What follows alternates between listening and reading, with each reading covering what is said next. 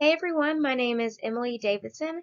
I'm a certified health coach with HealthMed, and I'm here today to talk with you about how to increase your productivity, whether that be at work or at home. So I really picked this topic today because 2020 has been kind of a crazy year for everyone due to the pandemic. And I feel like a lot of people have had to rearrange their schedules and maybe transition from working in an office space to working remotely or at home. So I wanted to pick this today and give you some tips on how you can increase and improve your productivity no matter where you're working from. So today we're going to go over a few tips and tricks on how to increase and improve your productivity, whether that be at work or at home. So today we'll talk about setting some SMART goals, working on time management and prioritizing tasks, implementing some healthy morning rituals, and tips for working from home. So I wanted to share a couple of quotes with you today. And it really just drives the point that successful people and unsuccessful people have the same 24 hours in a day. And today, most people have equal opportunities to access and use resources. So why is it that most people seem to run around frustrated without achieving much, while others seem to fit in so much with ease? So today we're going to talk about how you can become more successful with that and really amp up that productivity. So why is productivity important? The answer to that is time, right? We all want to have more time to be doing the things we love, things that are important to us, like being with family and friends. And being more productive can make life easier for you, especially if you commit to a system that will work best in keeping you on top of things. So you can have an easier time and be less stressed. You'll have more time to do the things you love, and then you'll be able to reach your goals and dreams because being productive means that things that once seemed impossible in the past are now happening. One really important part of productivity is making goals for yourself, and specifically SMART goals. SMART goals can provide clarity, focus, and motivation you need to help you achieve your goals. And when we're thinking of these goals, we want to make sure they are specific, meaning that your goal is clear. Otherwise, you won't be able to focus your efforts or feel motivated to achieve it. When drafting your goal, try to answer the 5W questions. What do I want to accomplish? Why is this goal important? Who is involved? Where is it located? And which resources are involved? We want to make sure our goal is measurable as well. It's important to make goals measurable so you can track your progress and stay motivated. A measurable goal should address the questions such as how much, how many, and how will I know when it's accomplished. Attainable. Your goals should be realistic and attainable to be successful. In other words, it should stretch your abilities but still remain possible. We want to make sure that our goal is relevant and that it matters to you. A relevant goal can answer yes to these questions. Does it seem worthwhile? Is it the right time? And am I the right person to reach this goal? And lastly, we have time bound. So every goal needs a target date so that you have a deadline to focus on and something to work towards. And this part of the SMART goal criteria helps to prevent everyday tasks from taking priority over your long-term goals. So an example of a SMART goal is 3 months from now, I will be able to run a 5K in under 30 minutes. It covers all the criteria that we just went over, and it's a great SMART goal. So we want to make sure we set weekly and monthly goals, and then you can kind of use those weekly and monthly goals to get you closer to your long-term goals. So kind of making milestones out of that long goal by setting smaller goals in between. So now I want to go over some time management tips. When you know how to manage your time, that means you'll have less stress caused by missed deadlines or completing a project in the last seconds. So the first step in managing your time is to make a to-do list. Come up with a list of things that need to get done by the end of the day or week and organize them by priority. Next is to do the hardest task first. By front-loading the hard stuff first, you'll build momentum, feel empowered, and have a sense of accomplishment for the remainder of the day. Plus, productivity and energy levels peak in the morning time, so it's best to get the tough stuff out of the way first. Don't multitask. You'll get much more done if you complete one task at a time rather than bouncing around and working on several things here and there. Next is to find out where you're wasting your time. Many of us are prey to time wasters that steal time we could be using much more productively. Ask yourself, what are your time bandits? Do you spend too much time internet surfing, reading emails, checking social media, texting, or making personal calls? Try and minimize those distractions by putting your phone on Do Not Disturb mode or only checking your phone during your lunch break. Learn to delegate tasks. Delegation is one of the hardest things to learn how to do for many business owners, but no matter how small your business is, there's no need for you to be a one-person show. You need to let other people carry some of the load. Delegation shares the tasks that you'd be better off leaving to someone else so you can make the most of the time you have. And lastly, set time limits for tasks. For instance, reading and answering emails can consume your whole day if you let it. Instead, set a limit of 1 hour a day for this task and stick to it. The easiest way to do this is to assign a solid block of time to this task rather than answering one email on demand. So I want to talk a little bit about prioritizing. You should really start each day with a session prioritizing the task for that day and setting your performance benchmark.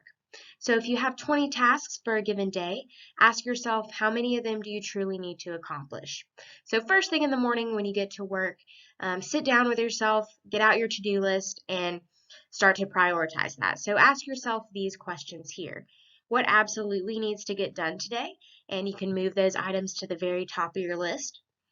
Which of these are urgent tasks that are very important? Can any of these other urgent tasks be delegated to someone else? What tasks are important but maybe not necessarily urgent, so you can maybe move a task to the next day or the next week? And can any of these tasks be removed altogether? So really going through your to-do list and setting the priorities is going to help you have less stress and help you maximize your productivity for that day. Morning rituals. So the way you start your day can set the tone for the rest of the day. And that's why morning rituals or morning routines help us to control our schedules rather than our schedule controlling us. As we start each day fresh, we can better focus on what's in front of us, where to prioritize our time, and ultimately increase our productivity. And productivity is not always about how much we're getting done, but can also refer to the level of quality and intention we're giving to tasks. Finishing the day with 10 half-completed tasks feels a lot different than completing 6 tasks and feeling proud of the quality of your work. So there's many benefits of morning rituals, like I just went over. A couple more are they help you feel more grounded, makes you more intentional and less reactive, and can help you slow down and focus on what's important to you. So it's a really great way to just start your day, kind of give you some structure, and really think about your day and kind of plan it out as well. So continuing with morning rituals, there are many that you can consider to start your day with. So again, a morning ritual is just a way to start your day, help to clear your mind, have a little bit of time for yourself, and mentally and physically prepare for your day. So the first one is meditation. And meditating helps to filter out the internal and external noise and negative self-talk that can sabotage your otherwise sharp, clear, and perpetual activity. And meditating as a morning ritual helps you to tame your emotions and keeps your emotional brain in check. Exercise. So morning is a great time for exercise. It's quiet and peaceful in the morning. You can go on a mindful run and have little interruptions there. And even a simple 5-minute exercise workout will wake up your muscles and help get them ready for the day ahead. You're also most likely to work out first thing in the morning rather than the evening time, because not only does the evening time interfere with your family and social life, but you're also more tired from the day and are less likely to follow through with that. Stretching is a great way to wake up in the morning. Again, it gets your muscles prepared for the day. Listening to music or an uplifting podcast first thing in the morning. You can write out your to-do list and think through the day. Again, this is just a good way to get organized and kind of prepare mentally for your workday. Making sure you're making time to have a healthy breakfast is great. We need to fuel our body with good foods, and definitely making sure you have the time for that is a good ritual to implement. Making your bed. So if you make your bed first thing in the morning, that'll give you a sense of accomplishment and really get your day started on a positive note. And then spending time outside by yourself, especially around this time of year, it's so nice right now in the mornings. So having that time by yourself, whether it's just sitting in the peace and quiet or journaling your thoughts first thing in the morning can be a really great way to start your day. Moving on to working from home. So we all know we're in a bit of a difficult and strange time right now due to the current pandemic, which has caused a lot of us to start working from home. And going from being in an office setting to a home setting can be a difficult transition because there's less structure at home and more distractions. You know, some of us might have children, pets. There's always a chore that can be done in the house. So there's definitely more distractions. So I wanted to share some tips with you today about how you can stay productive and not give in to those distractions. Even if you're not working from home, you can still use some of these tips in your day-to-day home life. So the first one is to do something that signifies the start of your work day, such as going on a walk or putting on shoes. So for example, if you go on a walk in the morning, you can kind of think of that like your commute to work, right? Once you get back to your house, that can be like your quote unquote office. And once you get back to that house, you're in work mode and it's time to get your day started. Another example is putting on shoes. So, as we all know, we can be a little bit more casual when we're working from home. We don't have to get dressed up and it's easy to be lazy. So, just something as simple as putting on your shoes can really transition you from that comfy mode to your work mode and get you ready for the day. Next is having a neat and peaceful work corner. You want an organized space, whether that be at the kitchen table or at a desk. You just want things to be simple, clean, and neat.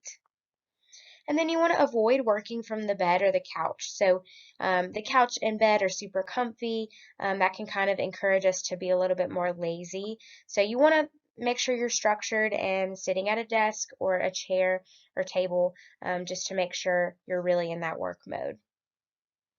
And then you want to organize and declutter your home or workspace. Again, just having things neat and clean is going to cause less stress and encourage maximum productivity. And then when you're working from home, you want to make sure you're checking your calendar. In the morning, you want to make sure if there are any meetings or anything like that so you can really have your tasks in front of you that day. And then you want to write down your tasks that you want to accomplish. So you can even do that for the entire week so you have a clear overview of what you need to be working on in order to avoid losing focus. And of course, if you're used to having that structure when you're at the office, make sure you're continuing with that in your home as well so you maintain your productivity levels. So continuing with working from home, like I said previously, you want to implement structure for yourself. So a lot of times if we are in an office setting, we're used to that structure and it helps to keep us on tasks.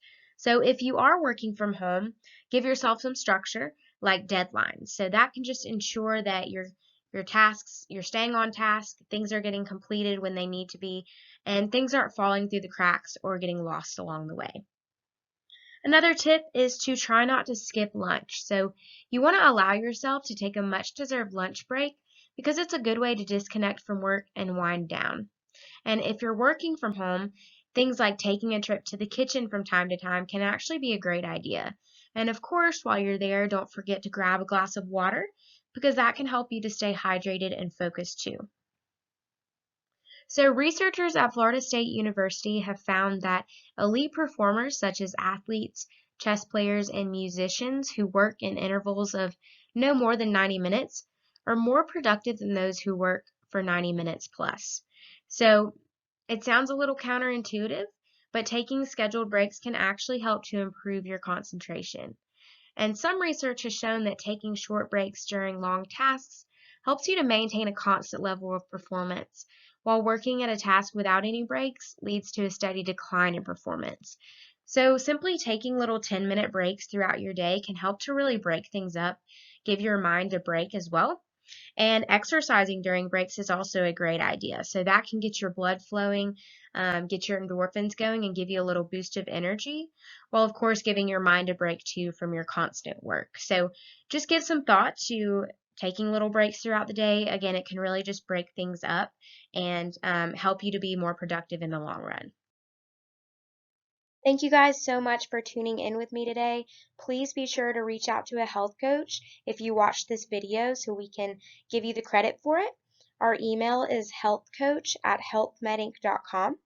Also, feel free to reach out if you have any questions, and we'll be happy to talk with you about that. We miss you guys. We hope everyone is staying safe, and we hope to see you soon.